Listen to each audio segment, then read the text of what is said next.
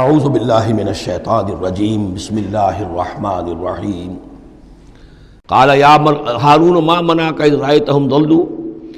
حضرت موسیٰ نے کہا ہے ہارون تمہیں کس چیز نے روکا جب تم نے دیکھا تھا کہ وہ گمراہ ہو گئے، اللہ تتبعنی کہ تم نے میری پیروی نہیں کی، جس کے دو معنی ہو سکتے ہیں، یا تو میری پیروی نہیں کی یا میرے پاس آ جاتے مجھے بتاتے کہ یہ ہو رہا ہے، تم یہیں پر ٹکے رہے ہو اور تم نے اس کا سدباب نہیں کیا۔ افعصیت امری، کیا تم نے، اب چونکہ حضرت ہارون بڑے تھے لیکن بہرحال رتبہ جو حضرت موسیٰ کا بڑا تھا، فعصیت امری تو کیا آپ نے میرے حکم کی خلاف ورزی کی ہے، نافرمانی کی میرے امر کی۔ قال یا ابن ام، حضرت ہارون کا، اے میرے ماں جائے، اے میری ماں کے بیٹے، لا تاخذ بلحیتی ولا براسی، نہ میری داڑھی کو پکڑو نہ میرے سر کے بالوں کو پکڑو، انی خشیت ان تقول فرقت بین بنی اسرائیل، مجھے یہ اندیشہ تھا کہ کہیں آپ یہ نہ کہیں کہ تم نے بنی اسرائیل میں تفریق پیدا کر دی، ان کے اتحاد کو تم نے پراگندہ کر دیا، ان کو تقسیم کر دیا۔ ولم ترقب قولی، اور میری بات یاد نہ رکھی۔ قال فما خطبک یا سامری، اب حضرت موسیٰ علیہ السلام نے سامری سے جواب طلب کیا، تمہارا کیا معاملہ ہے، کیا حقیقت ہے اس چیز کی جو تم نے کی ہے؟ قال بصرت بما لم یبصروا، اس نے کہا میں نے ایک چیز دیکھی جو انہوں نے نہیں دیکھی۔ فقبضت قبضۃ من اثر الرسول، تو میں نے رسول کے نقش پا میں سے ایک مٹی کی مٹھی لے لی، یعنی یہ کہ کہیں حضرت جبرائیل علیہ السلام آئے تھے حضرت موسیٰ علیہ السلام کے پاس،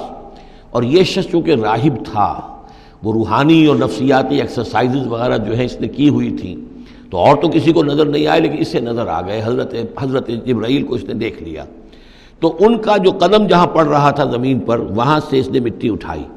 تو جہاں حضرت روح الامین اور روح القدس کے قدموں کی جو مٹی تھی اس میں یہ تاثیر تھی کہ وہ جب ڈالا ہے اس کے اندر تو اس میں یہ کہ اس سے آواز پیدا ہو گئی اس بچڑے کے اندر۔ قال بصرت بما لم یبصروا بہ فقبضت قبضۃ من اثر الرسول فنبذتها، اور وہ میں نے اس میں پھینک دی۔ وکذلک سولت لی نفسی، اسی طرح میری نفس نے مجھے یہ راستہ بتایا اور یہ صلاح دی۔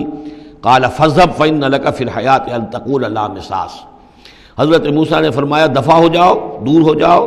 اب تمہارے لیے پوری زندگی کے لیے یہ سزا ہے کہ تم یہ کہو کہ کوئی میرے قریب نہ آئے، کوئی مجھے ہاتھ نہ لگائے۔ اب کیا کیفیت تھی اس بیماری کی جو اس سے ہوئی ہے، اس کی تفصیل تو نہیں ہے،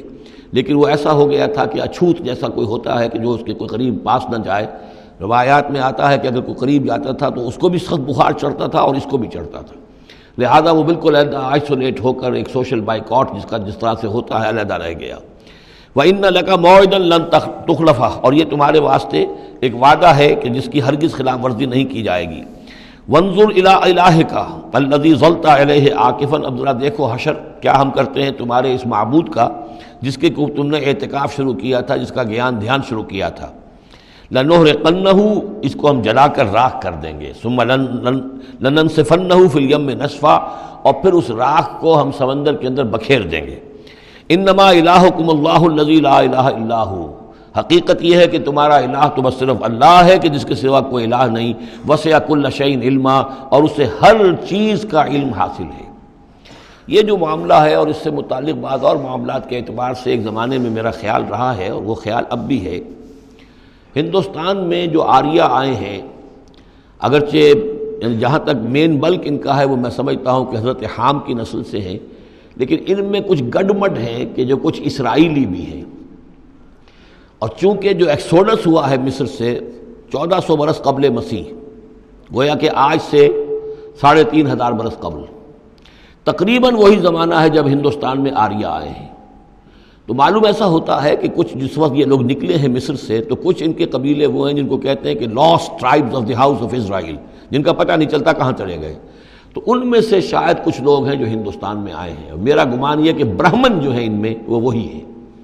یہ لوگ وہ ہیں کہ جن کے ہاں وہ سارے کسٹمز ہیں۔ اب دیکھیے جو کچھ کہ حضرت موسیٰ علیہ السلام نے سامری کے بچڑے کے ساتھ کیا، یہ اپنے مردے کے ساتھ وہی کرتے ہیں۔ انہوں نے اس کے بچڑے کو جلایا، جلا کے راکھ کیا، راکھ اسے سمندر کے اندر پھیلا دی، یہی وہ کرتے ہیں، اپنے مردے کو جلائیں گے، جلا کے اس کی راکھ لے جائیں گے، وہ کہیں گنگا میں پھینکیں یا کسی اور جگہ پھینکیں یا سمندر میں پھینکیں، بالکل وہی معاملہ کرتے ہیں۔ جس طرح وہ بچڑے کی پرستش اور اس کے تقدس ان کے دلوں میں تھا، وہ بھی ان کے دلوں میں بھی ہے۔ گیروا رنگ، گائے کا بھی رنگ وہ تھا کہ جو شوخ زرد رنگ جو کہا ہم سورہ بقرہ میں پڑھ کر آئے، وہی گیروا رنگ ان کے سادھوؤں کا ہوتا ہے، وہی رنگ ان کے ہاں ہے۔ اور پہاڑ کا سر اٹھا لینا سر کے اوپر، ہنومان جی کا ان کا جو کانسیپٹ ہے کہ پورے پہاڑ کو اٹھا کے وہ لے آئے، تو یہ معلوم ہوتا ہے یہ بھی کوئی بدلی ہوئی شکل ہے اسی روایت کی کہ جو ہم نے تمہارے نطقنا الجبل فوقکم، تمہارے اوپر ایسے اٹھا لیا تھا جیسے صاحبان ہوتا ہے۔ تو بہت سی چیزیں جو ہیں ملتی ہیں، اور میرا گمان ہے کہ اپنشدز جو ہیں ان میں صحف ابراہیم کی بگڑی ہوئی شکلیں موجود ہیں۔ قرآن مجید میں صراحت سے مذکور ہے صحف ابراہیم و موسیٰ۔ اب موسیٰ کے صحیفے تو یہ 5 ہمارے پاس ہیں موجود، تحریف شدہ ہیں، the first 5 books of the old testament یہ صحف موسیٰ ہے، لیکن صحف ابراہیم کہاں ہیں؟ ان کا کوئی ذکر بھی ہمیں موجود نہیں ہے، ہمارے پاس علم میں نہیں ہے۔ لیکن میرا گمان ہے، چونکہ ایک زمانے میں نے کچھ ان کا مطالعہ کیا تھا تو مجھے محسوس ہوا تھا کہ ان میں توحید کا جو پہلو بہت ہی نمایاں ہے، تو معلوم ہوتا ہے کہ شاید یہ حضرت ابراہیم کے صحیفوں کی کچھ اثرات ضرور یہاں تک پہنچے ہیں۔ آیا یہ وہی صحیفے ہیں یا نہیں ہے، یہ بات دوسری ہے۔ بہرحال یہ چیزیں جو میں نے آپ کو گنوائی ہیں، گوسالہ پرستی ہے، لامساس یا انٹچیبلٹی، ان کی ایک قوم وہ ہے جس کو ہاتھ نہیں لگ سکتا، ہاتھ لگ گیا تو بھرش ہو جائے گا۔ اسی طریقے سے مردے کا معاملہ، زرد رنگ کا معاملہ، ہنومان کا پہاڑ کو اٹھا لینا، یہ ساری چیزیں جو ہیں اسرائیلی تاریخ کے واقعات سے ان کا ایک تعلق ہے۔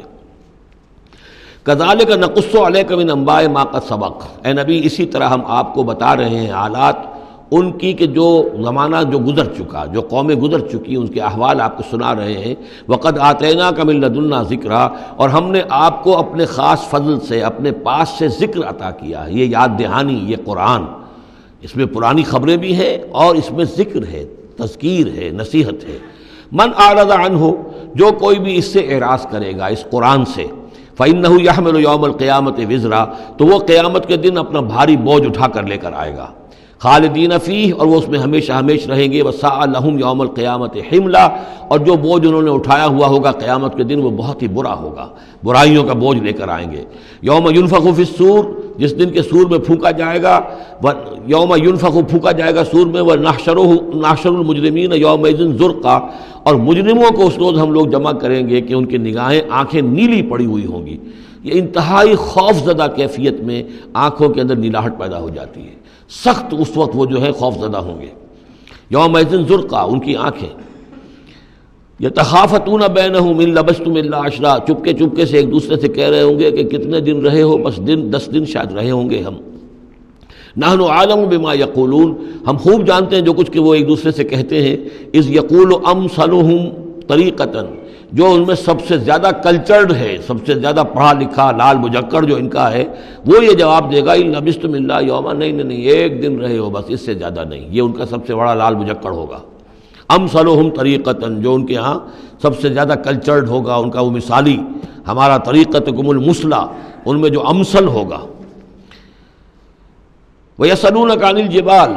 بس یہ 5 رکوع وہ ختم ہوئے جو حضرت موسیٰ علیہ السلام کے حالات پر تھے۔ بقیہ یہ 3 رکوع جو ہیں یہ پھر جس طرح کے عام مضامین ہوتے ہیں مکی صورتوں کے۔